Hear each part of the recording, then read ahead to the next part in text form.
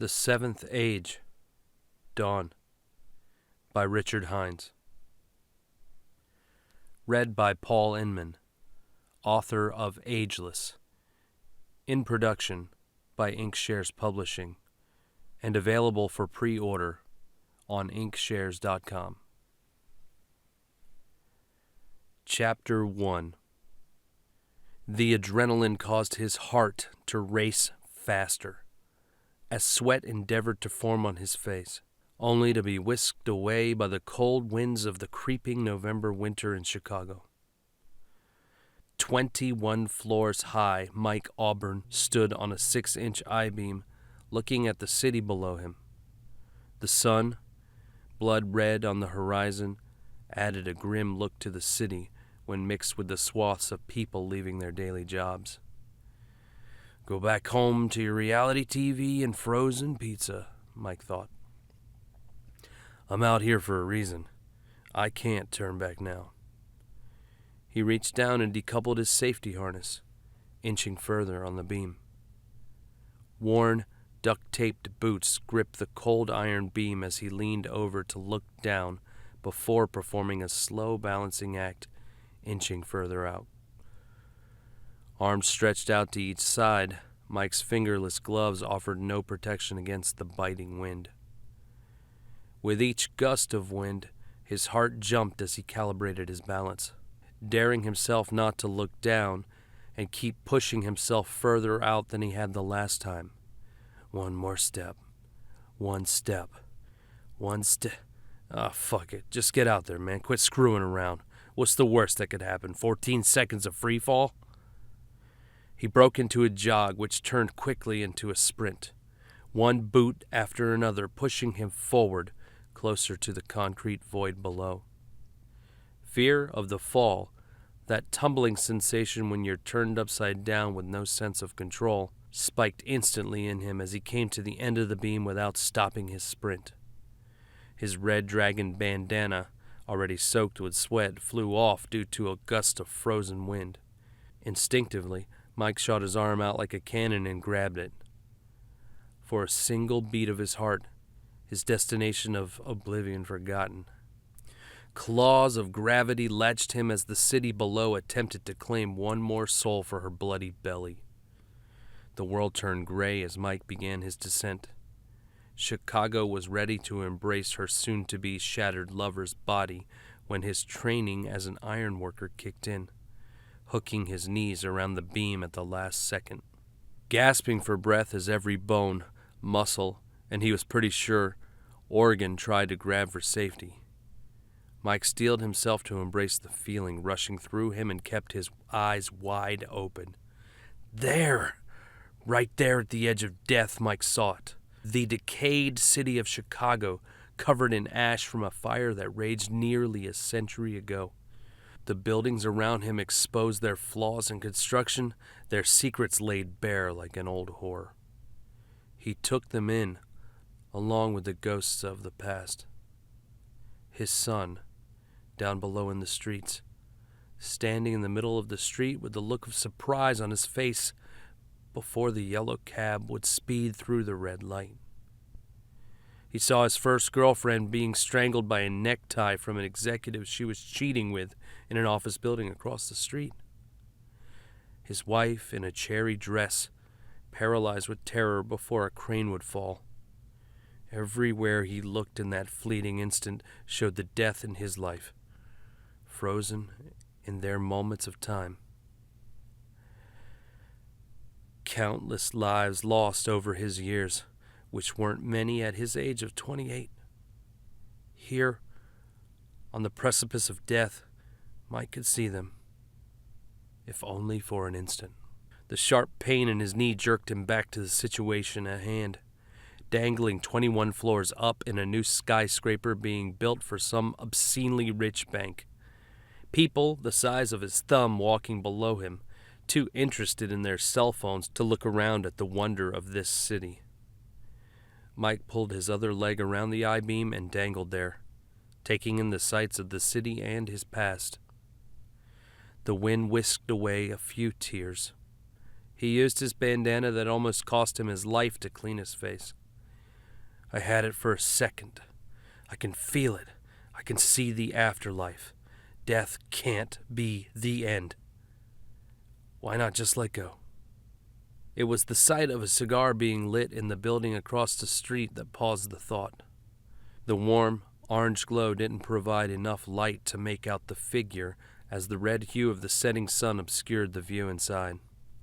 By squinting, he could make out the silhouette, someone in a long coat with a cabbie hat. The embers on the cigar playing a trick with the light, casting a shadow on his face. No phone in hand, no rushing to call emergency services. He was just standing there, watching him. An upside-down Mike chuckled for a second and flipped his strange death admirer the bird. With the same hand, he grabbed the beam and let his legs go, showing off a bit. Mike's hands had a grip like a vice, and he was very proud of them. He never lost a thumb war in his life. Meh, got a doctor's appointment anyway. Danica will just show up at the Billy Goat if I miss the appointment, and the last thing I need is my doc showing up around my crew. Better get going. Mike pulled himself up and took one last look at the sun's vanishing rays and his mistress, the city. The cold no longer bothered him, adrenaline already vanishing. He took one last look across the street where his voyeur once was and only saw an empty room. Shrugging his shoulders, he trotted back across the beam and to the construction site. He would slide down like a spider monkey before he would reach the freight elevator, a nightly ritual that stayed the same regardless of what building was under construction. Stepping out onto the streets, Mike lit a cigarette and began bumping shoulders with people during the pedestrian rush hour. One of Chicago's finer pleasures was the ability to be completely invisible to everyone else if you're a male in dirty construction clothes. Only women in power suits got attention from the masses. Homeless were a different story. They always saw everyone. Mike flipped a bill and a spare lighter into the music case of someone setting up his homemade string instrument. Mike reached out to shake the musician's gnarled hand and paused when he met his eyes, leaving his hand awkwardly in midair. The guy, one shoe, camouflage pants, and a brown coat, had no eyes. Blood still ran down his face like tears as the empty sockets looked back at him. "He sees you," the man said in a raspy voice. "He watches you every day. We watch you. Always." Mike shut his eyes and backed up quickly, bumping into the train of people. "Not again, man! What the hell?" Opening his eyes, Mike realized his recent foray had pissed off a suit, clearly on important business. A completely mundane street musician setting up his gear looked at Mike like he was out of his mind. "Doc is gonna put me on so many meds I'm gonna start calling myself the second son of Sam." He adjusted his Carhartt coat and went back to shouldering people out of his way, with more haste than before. Mike had an unfair advantage walking in crowded streets. He was a hand taller than most, with a scrappy frame forged in mosh pits and by hanging off buildings. Pushing his way through, he made it to the street corner where he could hail a cab. In any major city, hailing a cab was always fun for Auburn. A competition and a bidding war versus three other hands waving in the air. A grin crept across his face as he eyed this evening's competition. In one corner was a lady in those furry ski boots and a hat made from a dead animal. In the other, a set of Japanese businessmen carrying poster boards of some pitch. Almost unfair today. The yellow cabs waiting at the red light saw their marks and inched closer, waiting for the second they could hit the gas. Putting his fingers to his mouth and letting out an ear-piercing whistle, summoning a chariot to his side and hopping in. With the door almost closed, he saw the other cabs speed by, ignoring his challengers. "One sec, man," he said to the driver. Then, leaning out, "Hey, you three want in?" They looked at each other. Apprehensive of some random stranger asking them to hop in a cab gave them pause. They shook their heads and went back to gazing down the street for the next set of cabs. "All right. Fullerton Estate, please," Mike said. As the cab pulled away, Mike looked out the window at the people before turning to the driver to start chatting him up. The cabbie's skinless hands gripped the wheel, bones, tendons, and muscles leaving a trail of fluid on the wheel as it spun to pull the cab out. The driver looked backwards casually. "Rough day at work?" "Yeah, you know how it is. Don't even know why we do the grind. Build stuff, get paid, drink, smoke, watch a movie." Mike took a drag. "Hang upside down from a beam trying to prove yourself there's an afterlife. How's yours, Frank?" Bears lost again. Got some cash riding on the next game. He wants to see you right, Mikey," Frank said. His skinless face and torn lips slurred his speech at times. "Yeah, you said that every day for the past 147 days now, is it? So, who the hell is he anyway? I keep asking you and you keep beating around the bush. For an imaginary cab driver, you suck at the pitch line." Mike laid his head on the cold window and looked out at the pedestrians. Unsurprised, he ended up in this particular cab again. Good for them. They get to live normal lives. He couldn't help the feeling of longing clenching his chest and did his best to push the feeling away. "Ha! He's probably some very dead guy like you," Mike said. "No more dead than you'll be if you keep about the way you are, Mikey. You know him, O'Neill, the guy who runs this town. He's patient, man, but nice invitations do wear out." Mikey ran his finger along the picture on the cab info card that showed Frank as a larger man of Indian descent with a warm smile. Frank O'Neill bribed his way into a fake ID. "Frank, you are O'Neill. Frank O'Neill.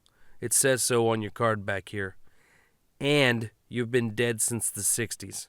So how could I meet you? Besides, you're all imaginary anyway." Mike changed his voice to a higher pitch like his doctor. "Just my messed up projections of guilt made manifest," he chuckled, smoke starting to fill up the cab as he cracked a window. "Whatever. Hey, just drop me off here. Tell your boss if he sees my 3 girlfriends, kid, mom, dad, aunts, uncles, my barista, and my last few crews, and my 7-Eleven porn dealer down there in hell with the rest of you. Tell them I said they all still owe me money. Except Gabe. I still have his stuffed turtle. I'll walk from here." "You don't have much time left. 7 days left. 21 days after that." Frank looked back again. Mike could never tell if he was smiling or just staring at him. Mike threw some cash into the front seat, flicked a cigarette out the window, and stepped out into the bitter November night. He watched as he imagined a very confused, mundane cab driver pulling away. "Well, what'd you expect, buddy? You are dropping me off near my shrink's office." You have listened to Chapter 1 of The Seventh Age, Dawn, by Richard Heinz. Read by Paul Inman, author of Ageless. If you enjoyed this reading, please take time and pre-order The Seventh Age, Dawn, by Richard Heinz. Also, check out Ageless, by me, Paul Inman.